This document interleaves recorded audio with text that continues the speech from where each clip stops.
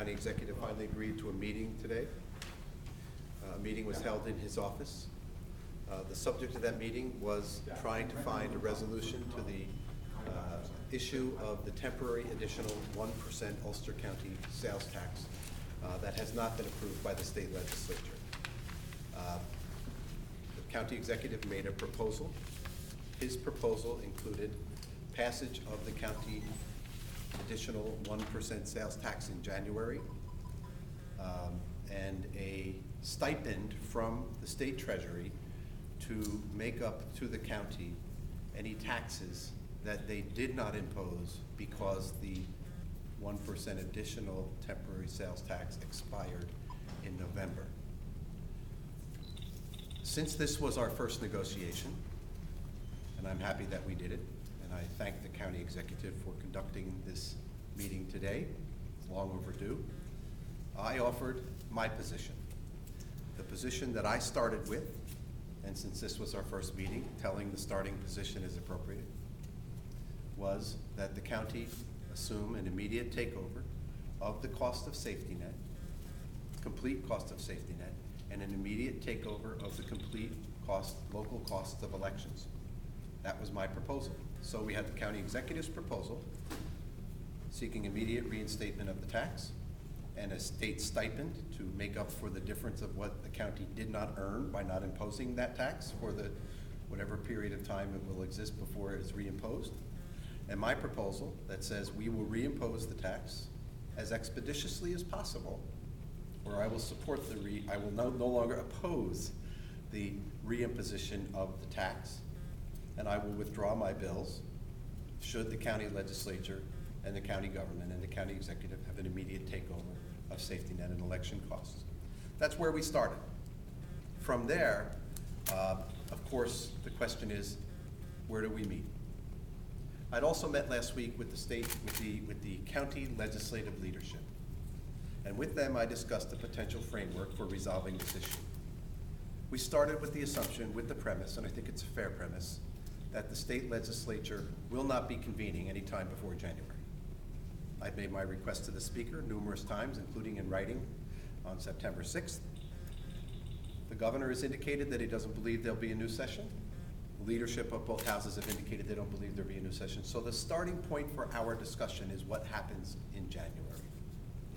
And when I spoke to the county legislative leadership, I proposed the following: that if the 2014 county budget includes a takeover of safety net, and there is a good faith commitment to continuing that takeover to be a full takeover in 2015, we can postpone the discussion of election costs for a future date.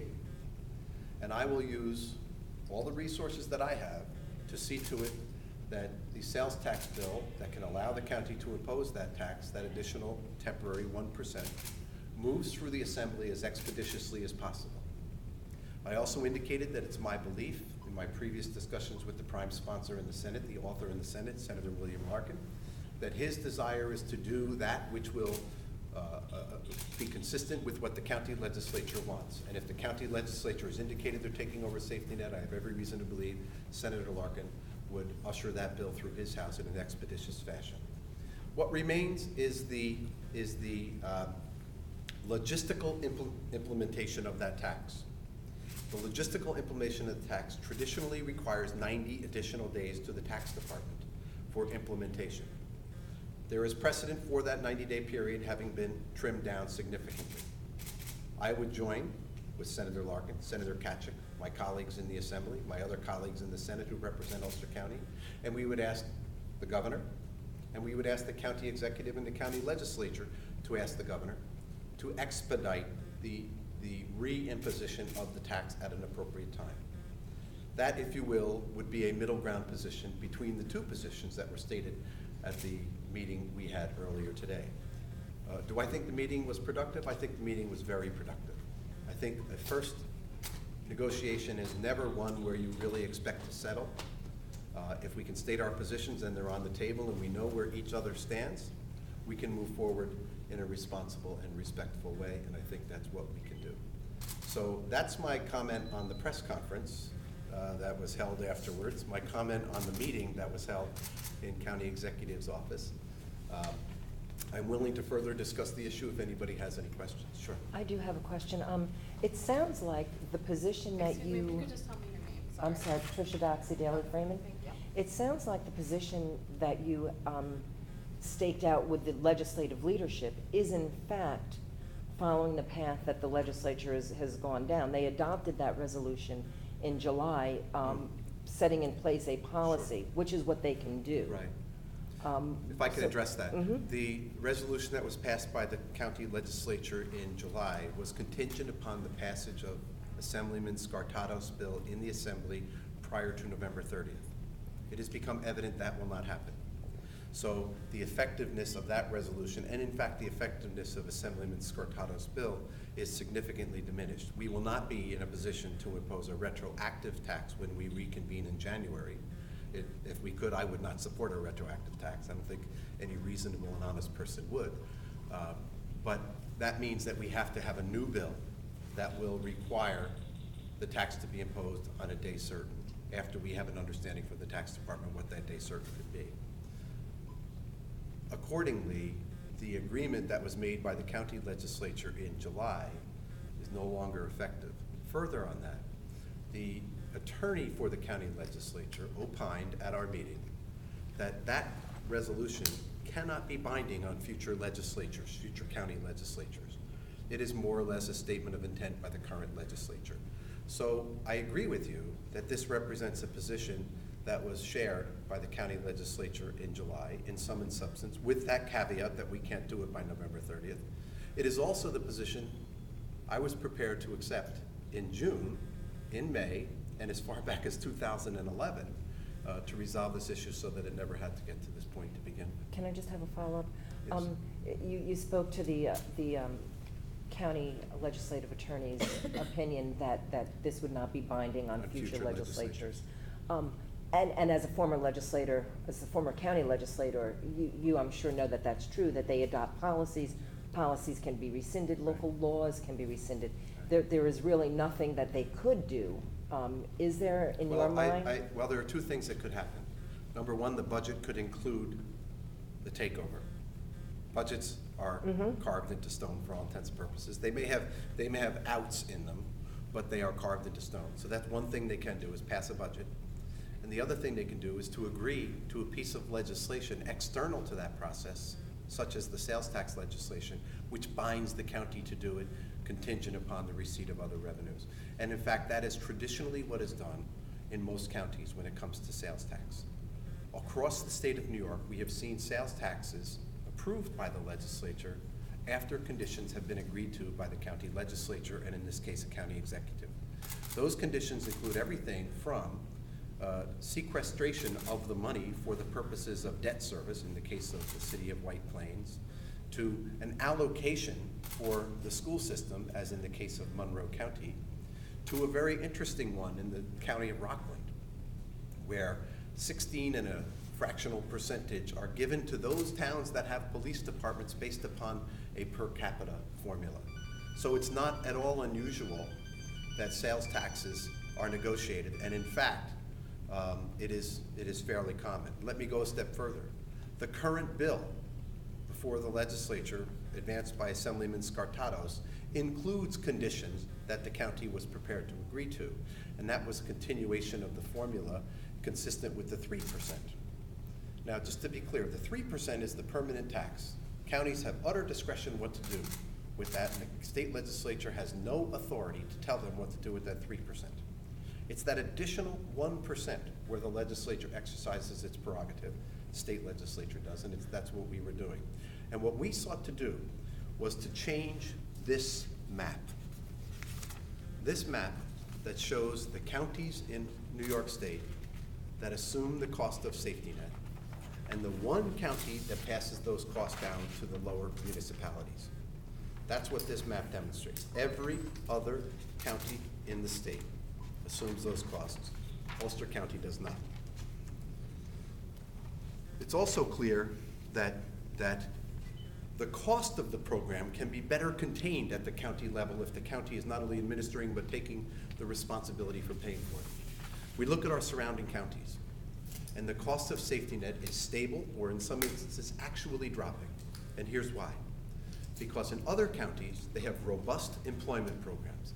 They have robust requirements on individuals on safety net that they either participate in a training program or, in some instances, if they are not specifically employable in the job market, that they assume responsibilities within the county government, Xeroxing, sweeping a parking lot, whatever, and pay down their grant. And what happens in those counties is the safety net recipients start to pay down their grant, and they realize that they can do better by getting a job. Safety net recipients want a job. They want to work. They want to become self-sufficient. Ulster County does not have an active program for employment. This map shows the level of employment, called in the parlance maintenance of effort. The level of employment, county by county, in New York State. The ones in red have less than 1 in 10 people employed. You can see 1, 2, 3, 4, 5, 6, 7 counties have less than 1 in 10 employed. You can see the other counties, in some instances, have as many as, I don't have my glasses on. Any over 50. Over 50% employed. So this is a program that can work. And what is the result of this program when it happens? It means not only do the towns and the city of Kingston have to not pick up the safety net, neither does the county, because the cost goes down. When people are working, they come off the safety net. They are no longer on, as we used to call it, the public dole. That's what these brighter colors around here, other than the red, represent. Counties that have taken that responsibility of putting people back to work, consistent with the mandate that's existed in this country since 1996. So that's what we're hoping can happen here too. Ultimately, it's a county decision. Ultimately, it's a county responsibility. What we're trying to do is to make sure that happens. Today, the county executive did not want to talk about these details at our meeting, and I accept that. He's got to run the county, and he didn't want to talk about some other details. He didn't want to talk about the revenues.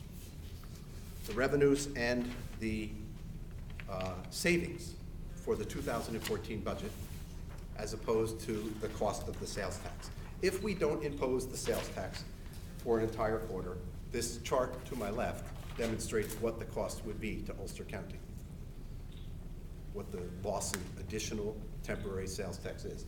On the right side of this chart are revenues that the county will be receiving in 2014, or savings that the county will obtain in 2014 that they did not have in 2013. It amounts to more than 3 times what the amount that's generated on a quarter, and if we can come to an agreement, more than 5 times what the county will not be receiving by not imposing their tax. We have here a clear example of some of the things that could be done. We have increased receipts from by the way, it's an increase in the hotel motel tax, not a steady amount. New DMV registration fees that inure to the county. The privatization of mental health, which was touted as a cash savings, I think we're seeing a savings of $1.5 million there. Pension savings, 1% pension savings announced by Comptroller results in $190,000 additional dollars. The sale of the President's House, I think, is 400 and some. But the county kept 100. The county kept $155,000. Flow control chargeback to the various other municipalities, $2.5 million they're going to be taking out of their pockets. This $8.9 million figure represents the amount the county will not be paying for the running of Golden Hill in 2014 that they did pay in 2012. It's also important to note that they haven't paid these costs since June of this year. So we can assess probably another $4 million that the county has. The sale of Golden Hill realized an amount in excess of what the county executive budgeted for, and that's that additional amount. So what you have here is proof positive that the sky is not falling in Ulster County. What you have here is proof positive that responsible budgeters, when they take 1% of the budget, 1% of the sales tax, that amounts to, out of the entire budget, that these amounts, you can put it right here, Chris. This is the entire budget with, if you take the whole circle, it's the entire budget with the sales tax. You take this sliver out, it's if they lose the first quarter. It represents less than 1% of the budget to the extent that if we were able to come to an agreement, and slightly more than 1% if we don't arrive at agreement before the end of the quarter. So you have this little bit of amount of money, You have that, which is the same as this number here, compared to this additional new revenue to the county. Now, I don't pretend to run the county, and I don't want to run the county. What I want to do is make sure that the public understands that the county has sufficient revenue to continue their operations and to continue to support those things that they support based on just this. And by the way, this is stuff that largely I got from you. This is stuff that's in the news. We verified it. We called the county, what's his title? Comptroller. And we reached out to the state comptroller. We reached out to the Ways and Means Committee. We reached out to the state departments that are responsible for these monies. But these are numbers that we know. This is before you start to get into the meat of the budget.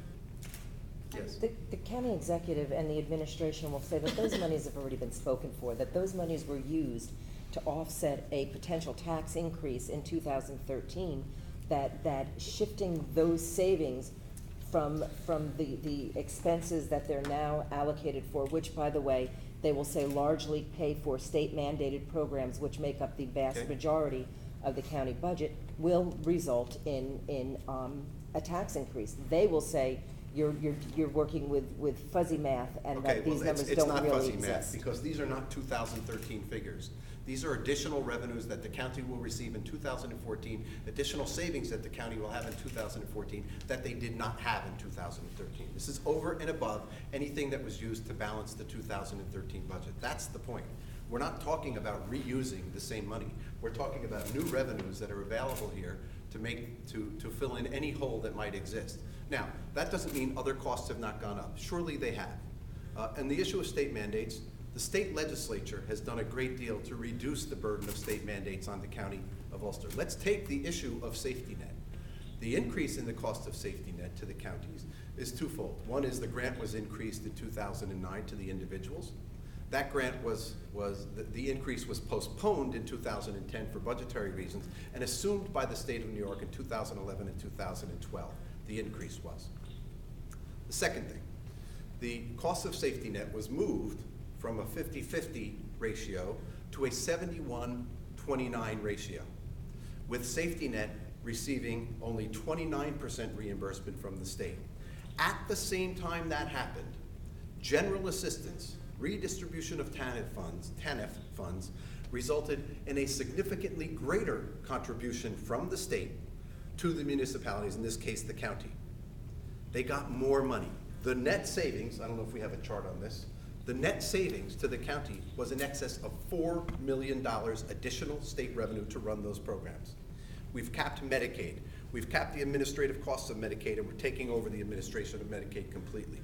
We've worked as hard as we can to reduce the burdens on local government while at the same time reducing state taxes on individuals. Sure. Can I keep following up? I'm sorry, you guys. Do we have a chart on that? Just on the TANF money. Yes. Again, the administration will say that's federal funds. Those federal dollars cannot pay for safety net. They can't take that additional increase that the state gave all counties for TANF. That's exactly right, and that's why we changed the formula. We didn't change the formula so that the state would be relieved of the obligation. We moved the TANF dollars to programs that qualified under the federal programs and away from programs that didn't qualify under the federal programs. We moved them so that we could continue to provide the resources to the county to run their general welfare programs, but we had to reconfigure the formula in such a way that it would still qualify for federal reimbursement. So that's what we did. But the bottom line is that the county of Ulster got more than $4.5 million in excess of their total safety net costs, safety net and general assistance, family assistance costs as a result of that change. And every other county, supported by the counties, by the way, this formula resulted in a savings to the county. In Ulster County, it resulted in a windfall to the county because they were not picking up the safety net costs. They have since agreed to pick up the first third of safety net costs.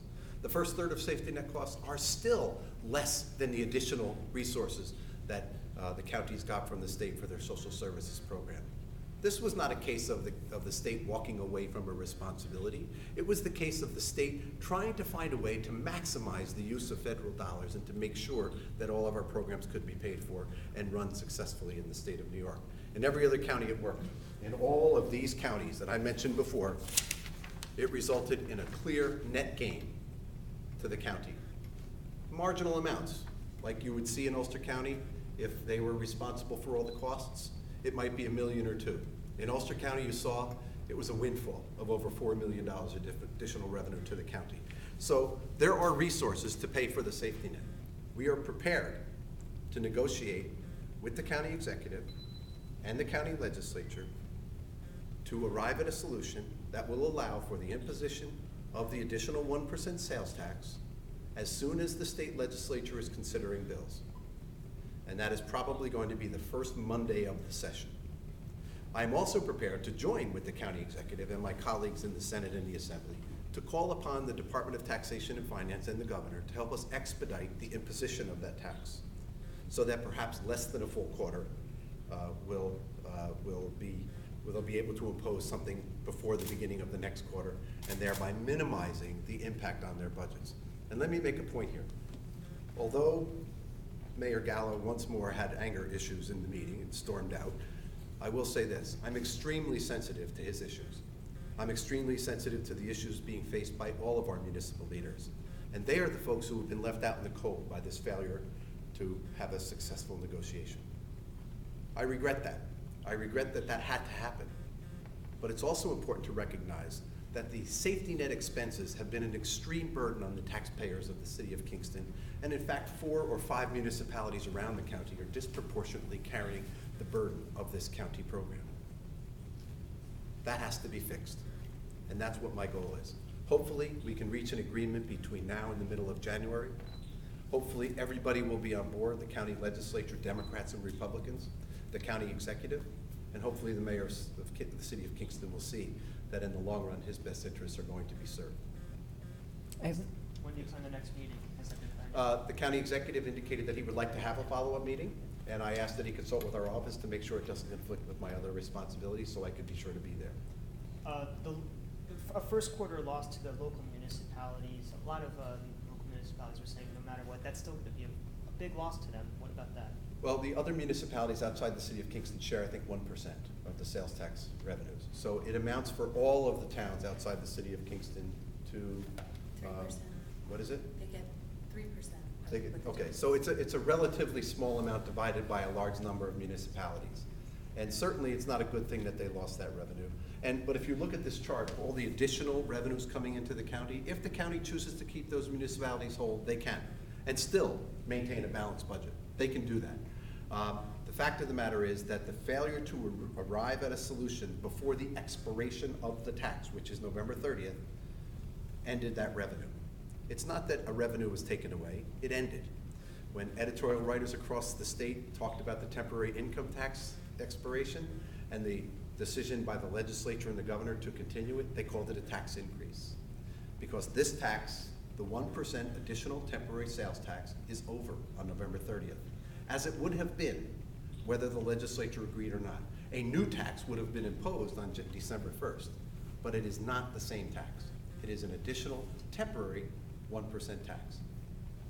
I have 2 other questions. Sure. One, you talk about the takeover, the county takeover of safety net. Yes. Did you, during your tenure as county legislator, ever introduce a bill to have the county take over the safety net program? You know, to the best of my recollection, the safety net costs at the time were infinitesimal compared to what they are today. And the county did have a robust program of keeping people in check. And there wasn't a segregation of people in specific communities as exists today. The burden was fairly spread across the county.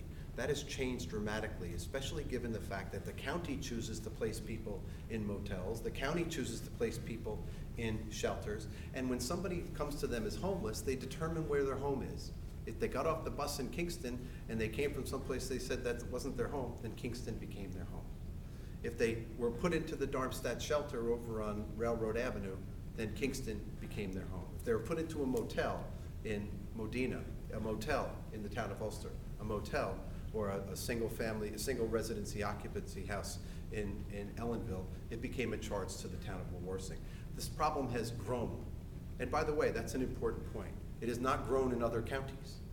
It's stabilized in other counties. Other counties have checked this problem. They put people to work and got them off the welfare rolls. And that's what we think has to happen here. I'm not blaming, by the way, Commissioner Iapoce. He has to work with the tools he's given by the county legislature and the county administrator.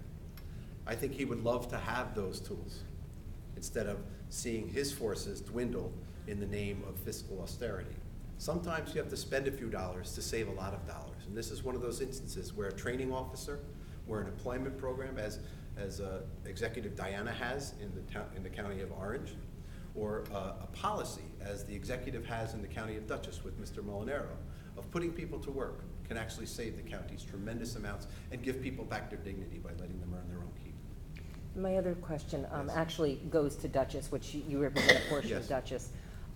Dutchess had their sales tax request approved Yes. this year in the assembly. Yes, they did. They also passed the HAVA costs on to their towns. Yes, I'm they wondering, changed that formula this year to do that, yes. no, they've done that forever. Oh, my understanding was that they started, okay, but go No, ahead. they've always, Yes. almost from the outset, they've charged back those Okay. election All right. costs. So I'm wondering why you didn't put the same conditions on their extension. That's a good question, thanks for asking it. County Executive Molinaro came to me and came to other members of the state legislature and asked us to give the county the authority to impose a real estate transactions tax that would have generated, interestingly enough, about $5 or $6 million. I told the county executive I was prepared to consider that legislation, not approve it, on two conditions.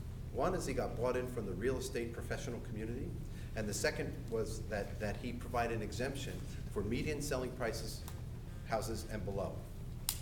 And the third condition, of course, was that he find a Senate sponsor. The session ended without a Senate sponsor.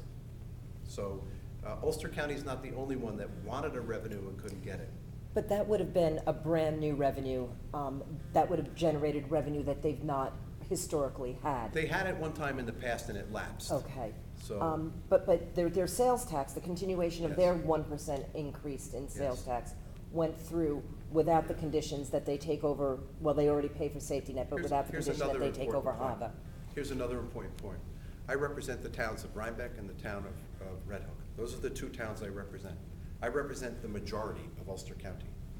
And if the towns in Rhinebeck came to me, if the supervisors of the towns came to me in northern Dutchess County, the way the supervisors of the towns in Ulster County came to me and said, we need relief on safety net, then I would have continued it. However, it's also important to note that Dutchess County does include safety net costs in their budget. They pay safety net, it's not passed on to the town. So the situations are vastly different. But HAVA is passed on to the towns. Well, you call it HAVA, it's the cost of local The elections. local elections. HAVA was a transition Right. from the old system to the new system, which also included state and federal grants to buy new equipment. What happened is the costs in Ulster County have rocketed. They've gone from about $240,000 to over $640,000 in the past several years since the county has taken it over. And those costs have been charged back to the towns. I am not hearing that same concern from the towns in northern Dutchess as of yet. Will they come approach me in the future about it? They will. And will I move on it? I will consult with Assemblywoman Barrett, who represents the lion's share of Dutchess County, and ask her if it's a problem for her constituents as well. If I were to put in a bill and Assemblywoman Barrett were to put in another bill, I would expect that there would be a logjam on it. Would I do it when I represented only two towns and not the vast majority of the county? I probably would choose not to do it. Anything else, anybody? A lot of people are blaming you for this. Yeah. They're expressing anger, even at today's meeting, pointing their finger at Kevin Cahill, say it's all Yeah. your fault. Hein even named this thing the Cahill crisis after you Right. put your name on it. Are you all alone with this? Is there? Absolutely not alone, but here's the important thing. I'm absolutely not alone. There are town supervisors who are strongly in support of my position. There are county legislators who are strongly in support of my position, some of whom attended the meeting today. There is the general public that has expressed overwhelming support to me for the position I've taken on this issue. I didn't call any names, I didn't label anything, and the hope is that as of today, that approach, that tactic, that personalization of a public issue is behind us, and that we move forward now with the merits of the issue, whether it be the financial circumstance of the county or what has to be done to arrive at an agreement to move a bill forward in the state legislature. So I didn't call anybody names. I didn't accuse anybody of extortion or crimes. I tried to negotiate this from the beginning. That's been the position I've taken, and it's going to be the position I continue to take. Hopefully today's meeting signaled a shift in that strategy, and that's what we're going to seek in the future. So if the money's coming back after the session reconvenes in January, was there any way to get through all this without? Absolutely, there was, yes.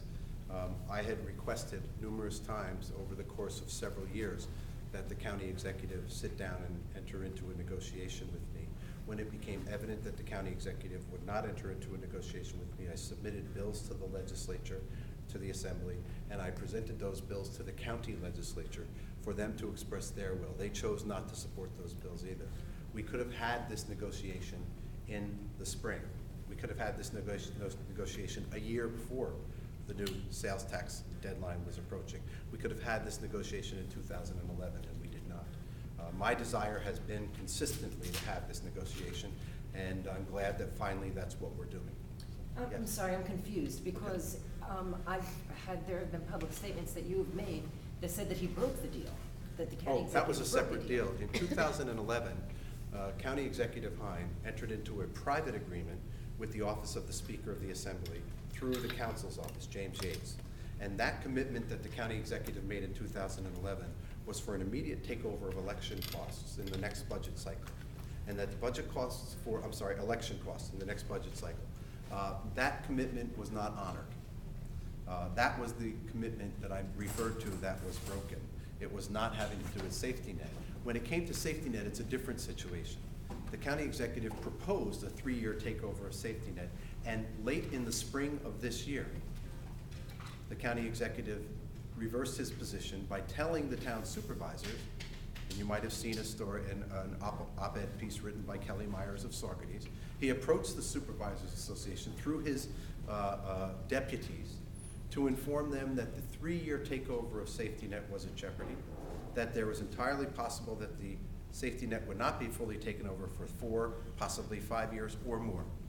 That is what spurred me into action when the town supervisors contacted me to say the 3-year takeover of safety net is at risk, and we don't know how much longer we can afford this unbridled growing program. So just a couple of things on that. Yes. I spoke to Carl Shipman, who is the association Yes. president. He said that that wasn't exactly the way that it happened. It's how it was represented to me by a number of members of the association. There is, from the beginning, from the first time that the county executive proposed the 3-year takeover, Rich Gerantine, who is the chairman of the Ways and Means, has always said that he thought 3 years was a little aggressive. That's right. The county executive has always said he's gonna propose it every year in Well, his that's not budget. true that the county executive always said it. The county executive sent his deputies to the town supervisors association meeting, where they told them that it was possible that the safety net takeover would be extended over a period of 4, 5, or more years. That didn't come from me. I wasn't at that meeting. It came from the town supervisors who called me. The minutes don't reflect that at all. Whether the minutes reflect it, they called me. I can't tell you what the minutes reflect, and I can't tell you what any individual's recollection is. I can tell you what happened with me. I got a call from multiple supervisors, some in my district, some outside my district, that told me that this was occurring. I had heard also that there was reluctance on the county legislature. And all I sought to do in the spring, what I would have agreed to in the spring, hands down easily, was to make into law, to codify that promise that the county executive made for a 3-year takeover. That was all it would have taken. That's all it was. I didn't say you had to do more. I said I would like it if you would do more, but if not, we'll accept this. And that didn't happen. He refused to allow it to be codified. But having said that, that was when we were disagreeing. We're now agreeing to meet and try to find a solution. And I'm perfectly willing and certainly anxious to resolve the issue. I think that it's important for us to work together and restore the public's faith in how we carry out our offices. I've been civil throughout. I haven't thrown stones. I haven't called names. I've corrected errors, including some errors in your stories that were subsequently, again, mistakenly uncorrected. And I've done that. Well, and I will according to the continue to do that. according to the former We can discuss that. parliamentarian. I'll be more than happy to go through it point by point with you, that the parliamentarian did not refute a single point that I made in my letter. He did not. And the points that I made in my letter were, and the point of your article was, that the process that I undertook in the state legislature had to be a process that I knew was doomed to failure, because it required a preliminary bill from the county, which it does not, and the parliamentarian did not say it does. It does require a home rule request. A home rule request is subsequent, not preliminary to the drafting of legislation. You can't have a home rule request until a bill is drafted. That's the way the process works. And that next process you did include in your article. There was a second process included in the article, the home rule request. That home rule request was transmitted, the new legislation that we drafted was transmitted to the county. And they did meet. And they did, in fact, pass a late resolution rejecting my bill and reaffirming their support for Frank Scartato's bill. You also asserted. For their original bill. You For also. their original request. Their request, that's right, they reaffirmed their request. But the time frame was there that they could have done otherwise. The third step that you indicated in your article that was incorrect was that there had to be a bill in print in the Senate. There did not have to be a bill in print in the Senate. There is a process of handing down. If a bill passes one house and it meets all the other criteria, in this case a home rule message was available, that bill can be taken in the Senate as if it aged itself. That was not refuted by the parliamentarian either. That's correct. Everything that I did, and according to our parliamentarian, because I double-checked before I wrote my letter to the Daily Freeman, was for the purpose of putting a bill in that could become law to affect that which I wanted to happen in the law. Everything that I did was set up so that it could happen and would happen if everyone else agreed. What happened was there was a refusal to negotiate on the part of the county executive and a decision by the county legislature to take an opposite position. If the county executive had entered into an agreement and gone back to the county legislature, instead of suggesting that they oppose my legislation, suggest that they support it, and the county legislature did indeed support it, then the process would have allowed my aged bill to be voted on in my house, in the assembly, and then handed over to the Senate, where Senator Larkin indicated he was prepared to move that bill forward. I'm pretty sure that my article said that theoretically it was possible, but given the timing and the political atmosphere, unlikely. No, it's not what your article said. Your I'm article pretty said, sure it your did. article said that it was clear that I knew it couldn't succeed. I think And if that you- is if you utterly checked it, untrue. It said politically. I'll be happy to sit down at the desk with you right now, we could parse the Well, article. let's finish And we this. can parse my corrections, Let's anything you finish want. this I'm first. good. Okay? I'm very good. Thank you very much. All righty. Well, can you just, I'm sorry, just so that Yeah. we're all very clear.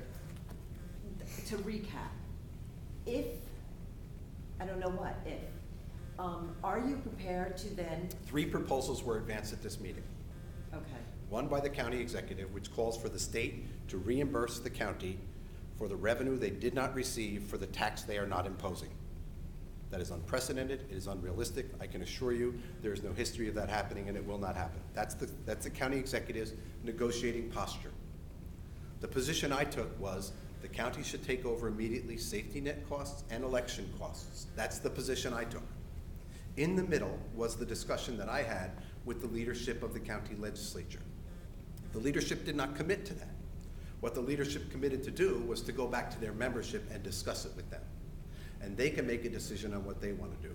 And that compromise position was that they include safety net in the 2014 budget, the second share of the takeover of safety net in the 2014 budget, and that when we get back to Albany in January, I will use my influence, my efforts, my energy to move their sales tax bill and to remove my opposition to their sales tax bill as quickly as possible. And then the next step is that we all join together, the state representatives, the county legislature, and the county executive, to call upon the governor to expeditiously process the reinstatement of the sales tax. so what this would require then would be that the county executive somehow absorb the loss of the sales tax for this first quarter. Is it a or- loss or if you don't however- impose a tax? You Well, don't I mean, impose a tax. and How is it a I loss? understand what The you're tax, saying. the tax expired on November 30th. The authority for that tax expired on November 30th. Anything after November 30th is not a tax loss. It's a tax not imposed on the people of Ulster but Was County. it January though? I mean there's a- December? I'm sorry. December 1st. December, but so 1 month would be with the loss, wouldn't Oh, it? no, there No, there it would be would a December, reduction in January, revenue to the February. county because they didn't Yes. impose a tax. Okay. But that's not a loss any more than it's a loss for us because Well, we don't but charge let me 20% rephrase income that, tax. Loss of anticipated revenue. There shouldn't have been So- anticipated revenue that they didn't have the authority to levy. Well, one can argue that, but just for the sakes of my question, that the county would have to somehow figure out how to get by without this revenue that they, Yes, they would and that's think what that this they would chart get. represents, that they're perfectly capable of doing so. And if they did that, and if the 2014 budget includes, the 2014 budget, which has to be adopted before the assembly goes back into session. Yes. If that 2014 budget includes the second third of the safety net takeover, you will advance the, I will remove my opposition and do all I can to help the county impose that temporary sales tax. which bill? Can I explain? Which bill? What bill? Frank I mean, there are Scartato's, four. well, Frank Scartato's bill is no longer relevant because if we don't meet by November 30th and his tax, the tax he's Okay. proposing is imposed by January 1st, we can't impose a retroactive tax. Would you sponsor it yourself? We will have to draft a new bill. I might consider sponsoring it myself, which would be unprecedented. But exactly what I offered to the county executive at the start of this process, that I would take on the responsibility because we would be resolving a gross inequity. That's what I was willing to do. If this sales tax was going to address the gross inequity by using those revenues to take over safety net, to guarantee the takeover of safety net, and maybe down the road election costs, then I would be willing to reconsider my opposition. I have not supported a sales tax. I have to caveat that because after 2001, there may have been one emergency sales tax that I supported. I'm pretty sure I didn't, but just in case anybody wants to do some in-depth research, you might find that there was one time. I opposed them on the county legislature, I opposed them on the state legislature. Sales taxes aren't good taxes, by the way. They hit the poor 8 times as much as they hit wealthy. That's more than the ratio of real property taxes. And people say, well, they hit out-of-towners. Well, we have second homeowners in the county that probably outnumber the people buying a cup of coffee at Starbucks on the thruway. So the cost of sales tax to the people of Ulster County, and by the way, that's what we are talking about. That's what this amount is. It's money from the people and shoppers in Ulster County. It's not money that came out of the sky. It's not state revenue. It's not money that was created out of thin air. It's a revenue that comes from the people of this county and the people who choose to do business in this county. That's not the only source of revenue. just again, so that I'm clear then. Yes. All that has to happen is that when the county executive releases his budget in what, a couple of weeks, right? 2, 3 weeks? That there be the second half of the second third of the takeover, and you're happy, and. Well, I wouldn't say I'm happy because my position is I want an immediate takeover. You're happy enough. It's not a question of my happiness. This isn't about my happiness. You would be This is about satisfied. affecting public policy. And if the county executive and the county legislature demonstrated a further commitment and a defined commitment to safety net takeover, and let's also take this, I would be taking on faith, unless we wrote it into the law, that they would do the same thing in 2015. I have a good sense that they will, because that's the next time we'll be negotiating the sales tax. Will you put additional caveats on the bill in 2000? If they do this, do you see yourself putting additional conditions on the extender in 2015? I don't want to speak to the future, nor can I speak to even the present on that subject, because we do not have an agreement. When we have an agreement, I will move forward if we have an agreement. If we don't have an agreement, I can't suggest to you what will happen if we don't have an agreement. Do you want a handshake agreement, a written agreement? Because I was willing, well, actually, let me make sure we talk about this, because County Executive Hine entered into a handshake agreement on the election costs in 2011. When I suggested that handshake agreements are acceptable, he recharacterized them on a television program as backroom deals. And if he thinks they're backroom deals, I'm fine with having to have it in writing. I'm fine with having to have it be a vote on a binding piece of legislation if the opposite is a backroom deal. So I don't engage in backroom deals. I engage in negotiation, fair negotiation, but I don't engage in backroom deals, so. And Yes. go ahead, Jim. No, you're good. I'm just really confused because, and I don't want to get this wrong. Okay. You say if the county legislature adopts a budget for Yes. 2014 that includes the takeover, the second share. 1/3, you will advance a bill in the assembly. I will remove my opposition. You will remove And your I will opposition. withdraw my bills if that's the appropriate thing to do. If it's necessary for a new bill to be drafted, I will help participate in the drafting of the legislation and perhaps sponsor it. I haven't made that decision yet. That remains to be seen. You will at least remove your opposition. At best, you may even sponsor it. And then what the Ways and Means Committee has in the State Assembly is a fairly consistent view amongst the representatives of Ulster County on what will happen going forward. In the years past, when I opposed it, I didn't oppose it with any great level of high opposition. It was a philosophical opposition. I understood that the will of the House would govern. And about 82 members of the House said to pass it. Believe it or not, over 40 said no. But I was willing to go with the will of the House because I had not engaged in earnest negotiations. I had not attempted to do so. I did attempt to this year, and they failed. And so I don't understand what further negotiations there needs to be. Oh, let me tell you why there has to be further negotiations. Okay. And it's important because it's where we started. The county executive staked out his position way over here that said the state of New York has to reinstate the sales tax and provide a stipend for the sales tax not imposed to date. That's his position. Did he say or else something? No. That was his position. The position I took is let's have an immediate takeover of safety net and election costs. And I'm saying this for the fifth or sixth time, but I'll do it. In the middle was a conversation that took place between the leadership of the county legislature and myself. But in the middle is what already exists, which is the policy adopted by the No, it doesn't legislature. exist. It doesn't exist. The policy exists. It The doesn't legislature exist. adopted In it. the springtime, you know, we can do this 20 more times. July, the In- legislature adopted a policy. They saying we'll adopted a take it over. policy that was contingent upon the passage of Assemblyman Scartato's bill by November 30th. It is Okay. not, and that is one of the reasons they got called in, was because that was no longer possible. Okay. So you ask what continued negotiations have to occur? That's the one. I have to move from my position of immediate imposition, and the county executive has to move from his position of an additional stipend, and we have to arrive at someplace in the middle. Can the legislature just do this without the county? The legislature has always been in a position in Ulster County since the creation of the executive to amend the budget. Mhm. If they want that amendment to stick, they need 2/3 support of the legislature to do so. But yes, they can do it independent of the county executive, or they can do it in conjunction with the county executive. It's my opinion that we all ought to be in the boat together. Did We they all- give the impression they would go without the They didn't give executive? any impression whatsoever. They told me they would go back and talk to their membership. Or what they could do is on Tuesday when they meet, adopt a resolution or adopt a resolution saying that it is, will be the county's policy to take over the safety net costs in 2014 and 2015. No.